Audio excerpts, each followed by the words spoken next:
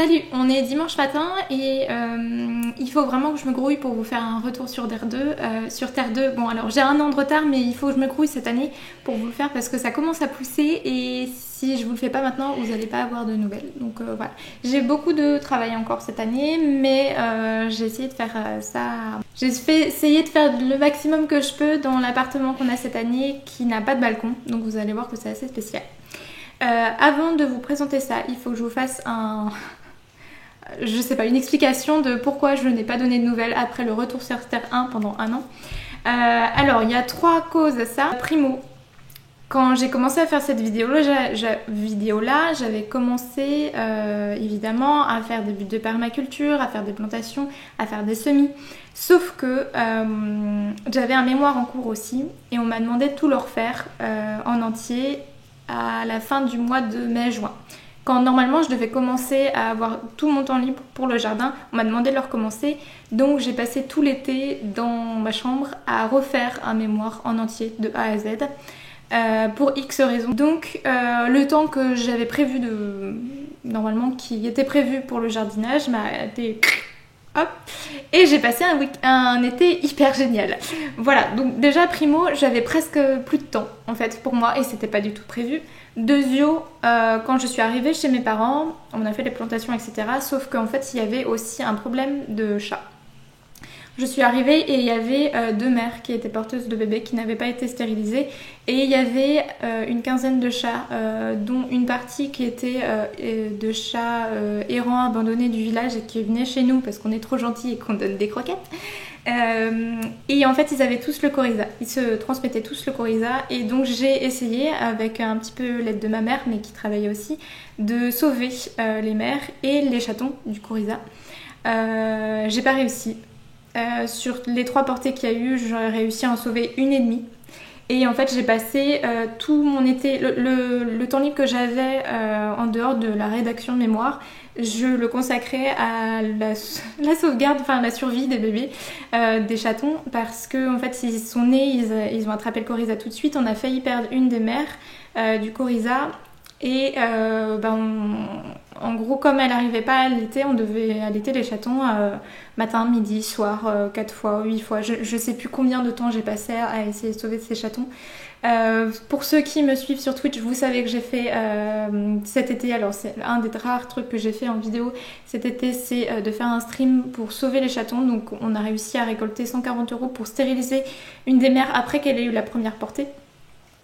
Donc on a réussi à faire ça, sauf que la deuxième mère n'est toujours pas stérilisée cette année et je vais devoir essayer de récolter des sous pour ça. Et donc on a perdu la première portée. Pour moi ça a été un coup hyper dur, ça a été même là encore j'ai encore la boule à la gorge parce que ça c'est autant d'énervement que de tristesse. Parce que je vous en supplie, stérilisez vos chats et soignez-les parce que le coryza c'est une horreur. Donc quand la première portée est née et qu'elle n'était même pas encore morte, c'est triste de dire ça mais c'est vrai, il y a eu la deuxième qui est arrivée, donc on a fonctionné avec 6 chatons, non 7 en même temps. Il y en a qui sont morts, il y en a une, ça c'est le pire de trucs, c'est le pire karma de la planète pour moi. L'année dernière, je parle de karma, mais vraiment à l'époque, je me suis dit, mais putain, mais pourquoi ça m'arrive à moi? Enfin, pourquoi je dois m'occuper de tout ça? Et en fait, on avait réussi à quasiment sauver une des chatonnes blanches qui était très jolie et qui était une de celles qui pouvait partir le plus vite parce que justement, vous savez que les gens préfèrent des chats tout mignons et pas des chats noirs comme on en avait. Et en fait il manquait juste une petite opération et elle a pas survécu à l'opération. En fait je pense qu'elle était tellement diminuée physiquement que quand elle s'est endormie, quand le vétérinaire l'a endormie, elle a dit bon je pars. Voilà. On en a un des 2 premières portées qui a survécu, un seul, et ensuite la 3e portée parce que la première chatonne qu'on n'a pas réussi à faire stériliser tout de suite après, a eu une nouvelle portée et du coup ils étaient malades aussi mais on avait réussi à soigner la mère donc ils étaient moins malades et ils ont tous quasiment survécu. Voilà, Donc vous comprenez que je n'ai pas eu le temps du coup de m'occuper du jardin, donc j'ai laissé la butte de côté. Ah oui, j'ai oublié de vous dire que j'avais filmé la création de la butte, sauf qu'il y a eu un problème entre la caméra de la webcam et entre le micro de la webcam et le micro de mon ordinateur. Donc tout ce que je dis, en fait, c'est saturé, le son est saturé, donc je ne peux pas du tout exploiter ces vidéos-là. Donc les rares trucs que j'avais réussi à filmer n'étaient pas exploitables. Et j'avais pas le temps de trouver des solutions pour réparer ça l'été dernier. Et la troisième raison, c'est juste après, quand j'ai fini mon mémoire, j'ai dû partir en fouille en Corse tout de suite après. Donc j'ai pas du tout le temps de vous faire un update. Sachant que sur la butte, comme le compost que j'avais utilisé était pas mûr, il y a eu plein d'espèces qui se sont plantées tout seules, qui ont grandi toutes seules. Je ne savais pas ce que c'était. Il y en a une, je pensais que c'était des tomates, mais en fait elles étaient stériles. Donc il n'y a pas eu de graines, tout ça. Et le reste n'a pas bougé. Alors c'est encore là-bas. Ça n'a pas bougé et j'y retourne à la fin du mois. Donc je vais voir ce que ça a donné. Et sinon sachez que sur le petit temps que j'avais quand même, un tout petit peu de temps, j'ai pas fait ma parcelle de jardin à moi, mais par contre j'ai aidé mes parents, donc on a eu une flopée, mais oh les courgettes on pouvait plus en voir, c'était affreux, mais c'était génial, mais on en avait beaucoup trop, donc on en a donné beaucoup. Donc j'ai aidé à ramasser les courgettes, j'ai aidé à planter les patates, aidé à ramasser les cornichons aussi. Ça a poussé de fou. En fait, ce qui s'est passé, c'est que la parcelle qu'a tenue ma mère, elle l'a fait sur l'ancien endroit où on avait mis le poulailler. En fait, on a déplacé le poulailler que vous voyez derrière moi dans le vlog numéro 1. Et on l'a déplacé et du coup on a planté à l'endroit où il y avait le poulailler juste avant. Et je pense que le fait de déjection des poules, ça a fait un engrais, mais comme ça. Et ça a poussé, mon Dieu, mais de ouf. Donc on a été submergés de courgettes et de cornichons l'année dernière. Ma mère a pu faire beaucoup de conserves de ça. Et les patates, je suis partie avant qu'ils commencent à les récolter, donc je sais pas ce que ça a donné. Je leur demanderai. Voilà, donc vous savez pourquoi il n'y a pas eu de retour sur terre dans l'été de l'année dernière.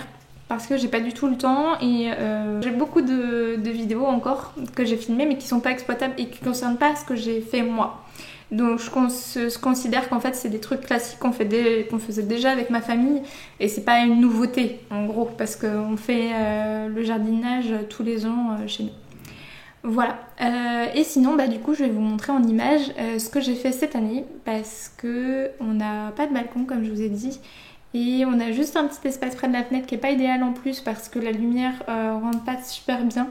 Donc il y a des plantes qui poussent assez étrangement. Mais j'ai fait ça, on va voir ce que ça donne parce que j'ai pas accès à des jardins communautaires ici. J'ai demandé, il y a une voisine qui a un grand jardin, j'ai demandé si elle voulait de l'aide mais en fait elle a vendu la maison donc je peux pas l'aider. Je pense qu'elle aurait dit oui sinon, mais là je peux pas l'aider. Et avec mon boulot et autres, j'ai pas du tout le temps d'aller à 50 km dans un autre jardin participatif pour ça. Donc j'essaye de faire juste le balcon cette année. Voilà, mais c'est quand même un retour sur terre. Et à côté de ça, on fait toujours les courses en vrac au mieux qu'on peut. Et on s'est inscrit à un panier bio local ici, que vous voyez.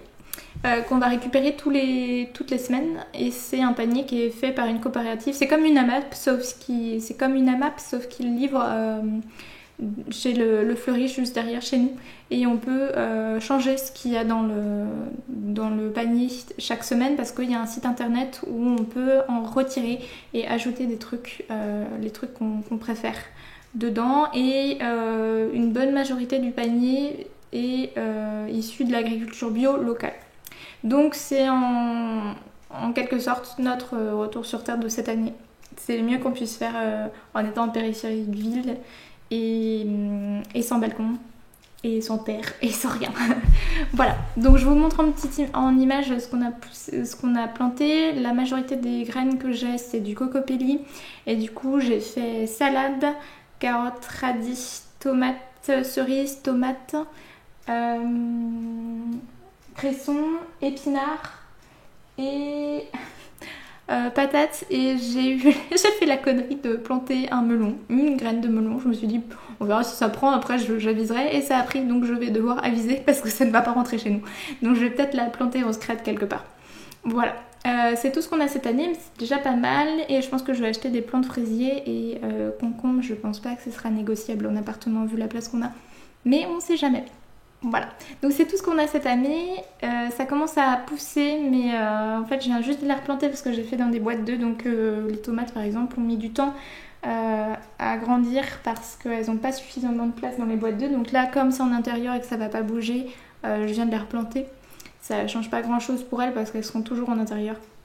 Donc voilà, et ce que vous voyez au milieu entre les deux balconnières, en fait c'est des petits plants qui restent, que j'ai en trop et que je vais donner aux collègues, que je vais peut-être aux voisins parce qu'il y a une des voisines, une ou deux, qui a un balcon aussi, donc voilà, on va faire ça.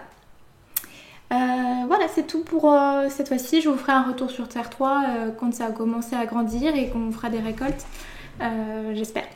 On verra bien. Bye bye. Là, et je vous présente ma tondeuse préférée, mon cheval, que je ne monte plus, je le laisse à sa retraite. Hello Monty, how are you? Oh, par contre il faut que je m'en occupe un petit peu mieux là. Voilà.